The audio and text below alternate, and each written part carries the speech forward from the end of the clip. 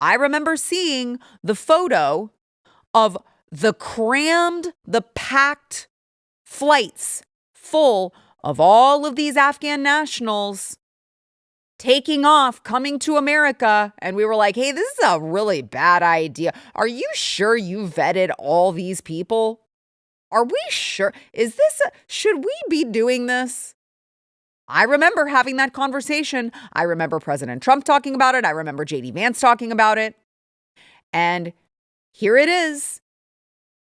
What we said was going to happen has happened from a person with a Star Wars name that shouldn't have been here in the first place. Now, I will say this. When it comes to our immigration policy, President Trump has taken major action here. As a response to this, he has paused all asylum applications and has halted visas for Afghans. He's going to now review everyone who is in the United States on a green card from countries banned from travel to the United States. These are the countries of concern. You guys can see here, those of you who are listening on podcasts, it's the usual suspects.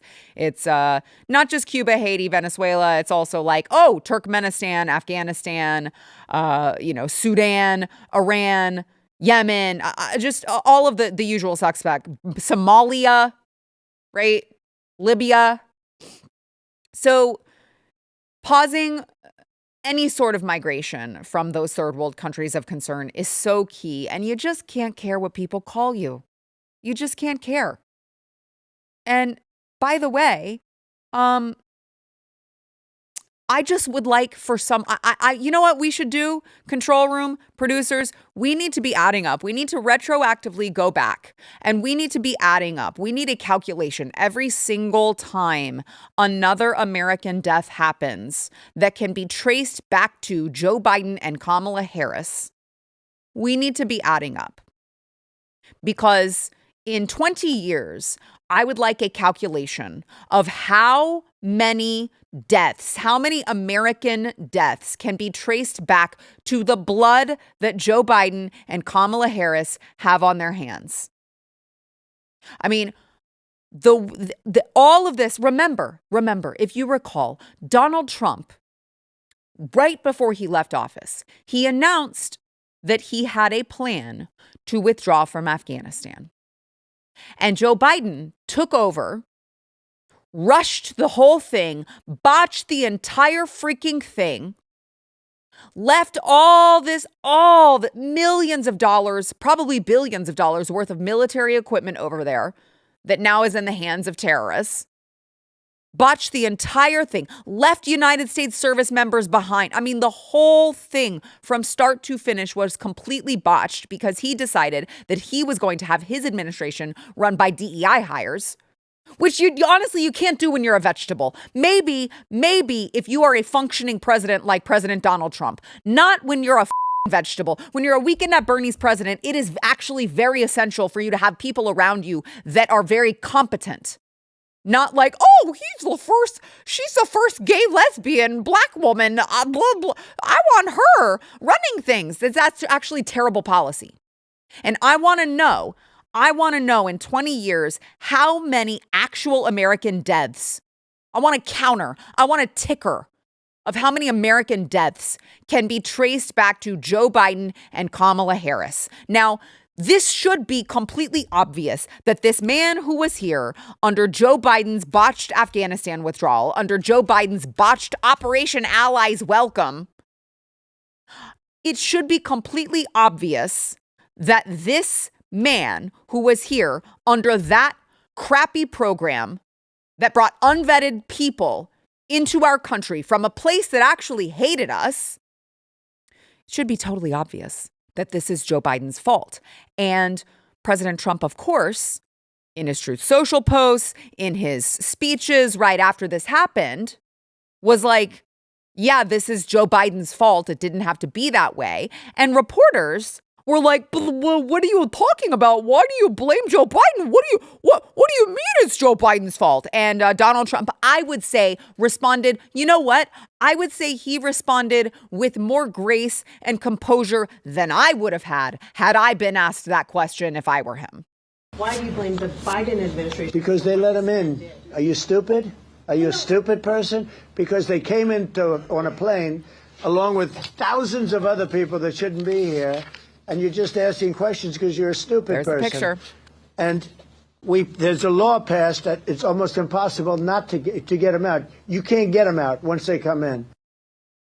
Stephen, I want an isolated shot of him holding up that picture. I want to see that picture. That is the picture that I was referring to. That you've got that picture. I mean, look, like there's no breathing room. There's no open space. This was the packed flights like this of all of these people who really, we vetted every single person.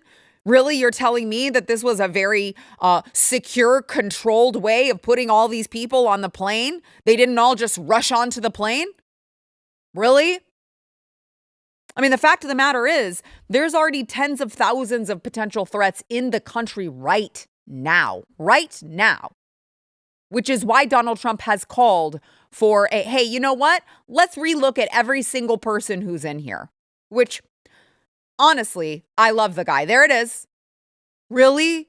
Really? You mean to tell me every single one of those people that are crammed into this giant plane, every single one of them we vetted them all. We did all of our due diligence on these people. I mean, I'm sorry. That's just total bullshit. And we said it at the time.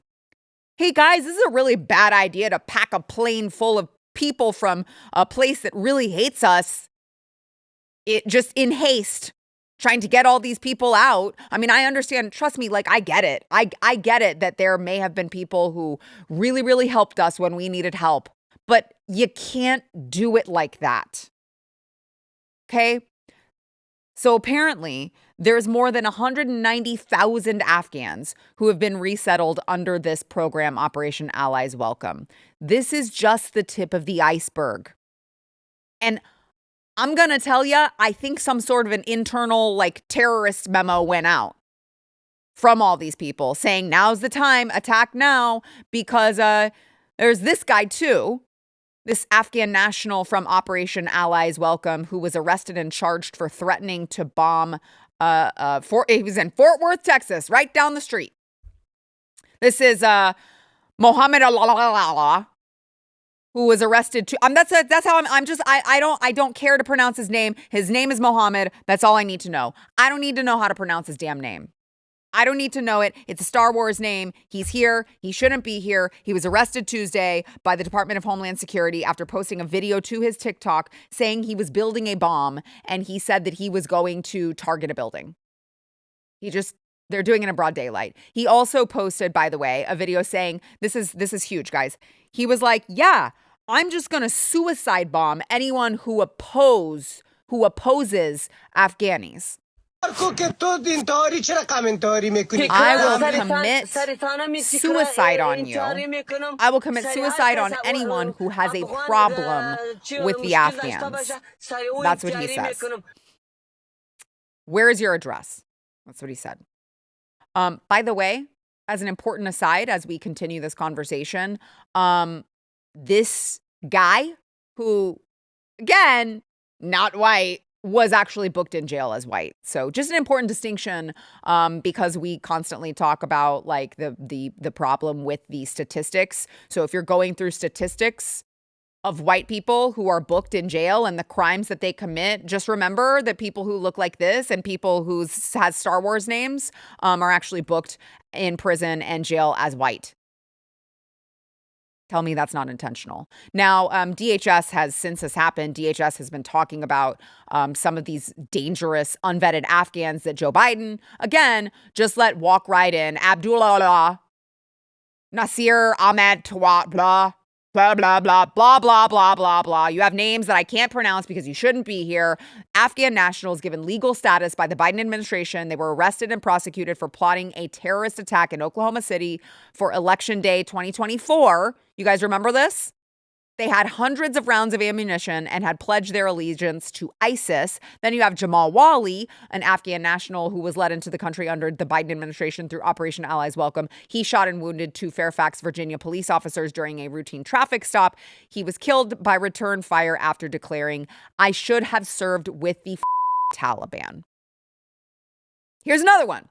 An Afghan evacuee arrested at Fort McCoy in Wisconsin and charged with attempting to engage in a sexual act with a minor using force, along with 3 other counts of engaging in a sex act with a minor. That's so weird. I mean, hey, at least it wasn't a goat, right? We should consider ourselves at least it wasn't the goat. It's what these people do. It's part of their culture. It's part of their religion. You're allowed to engage in sex acts with a minor. I mean, at least he didn't marry her. Like this is what we're importing on purpose. Why? That is suicide. That is suicide of this country. And that's just a drop in the bucket. That's just a drop in the bucket. Those headlines that I read you, that is just a drop in the bucket. That's just Afghanistan. There's a whole hell of a lot of countries that subscribe to the same radical ideology as those people who have been imported here for a very long time and at an accelerated rate under Joe Biden. Now, I want to play for you Tom Homan, what Tom Homan says that they plan to do since all of this has happened. It's kind of brought everything to a precipice. Here's Tom Homan on rounding all of these people up. In these third world nations, they don't have systems like we do. So a lot of these Afghanistans, when they did get here and get vetted, they had no identification at all. Not a single travel document, not one piece of identification. And we're going to count on the people that run Afghanistan, the Taliban, to provide us any information who the bad guys were or who the good guys are? Certainly not. And many people need to understand that most terrorists in this world, most of them, aren't in any database. There's no way to vet these people. You think El Salvador or Turkey or Sudan or any of these countries have the databases or system checks that we have? Do you think the government of China, Russia, Turkey, you think they're going to share that data with us even if they did have it? There's no way to clearly vet these people, 100% that they're safe to come to this country from these third world nations. President Trump's doing the right thing, reviewing every one of these people that came under the Biden administration and drilling down on them. I really, truly think that most of them are going to end up being deported because we're not going to be able to properly vet them. Look, I don't disagree with the process. I just wish that it wouldn't have taken 2 National Guardsmen getting ambushed in broad daylight by a terrorist for us to do this. This should have been done day one. Of course, we should pause and review every single person who has been brought to this country, every single one of them. Of course, we should be holding these people to the standard that they agreed to, which is you're going to renounce your old stuff. You're going to embrace America and American culture and our Constitution and our laws. And if you don't, get the hell out. It's really that simple. No one has a right to be here except American citizens. I mean, it's like, I get it. We have criminals here, but at least our criminals here, it's like, well, you're one of us. We have to do something with you. The criminals that we don't have to bring in, why would we? If you like this clip and you want to see the full episode, click here. And if you want to subscribe to the channel, come on, you know you do. Click here.